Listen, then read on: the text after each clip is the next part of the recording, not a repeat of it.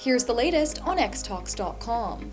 Tyson's Food has created a new program called the Coalition for Global Protein, a multi-stakeholder initiative to advance the future of sustainable protein.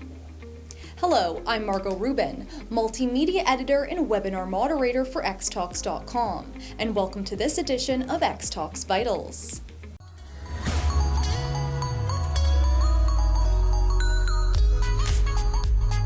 Our featured webinar for this episode is the next generation of plant proteins, Pulled Oats Revolution. Click the link in the description below to register for this free webinar. The coalition will be made up of leaders from the global protein industry, academics, non-governmental organizations, and financial institutions.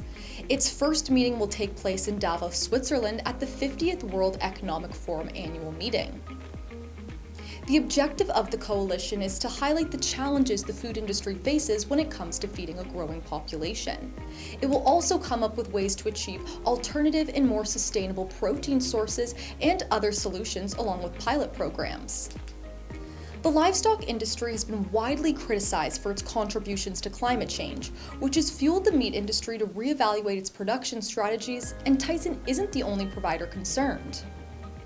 Last year, the Board of North American Meat Institute, which represents 95% of bred meat processors and 70% of turkey products, unanimously agreed to encourage companies to share their sustainability practices.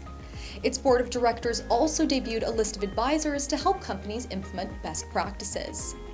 So far, the specific stakeholders involved in Tyson's coalition hasn't been announced, but the public can expect the coalition to provide a report on commitments and progress throughout 2020. Subscribe to the Xtalks YouTube channel by clicking the subscribe button below, and visit xtalks.com for more information on this story. And our featured webinar for this episode is the next generation of plant proteins, Pulled Oats Revolution. Click the link in the description below to register for this free webinar.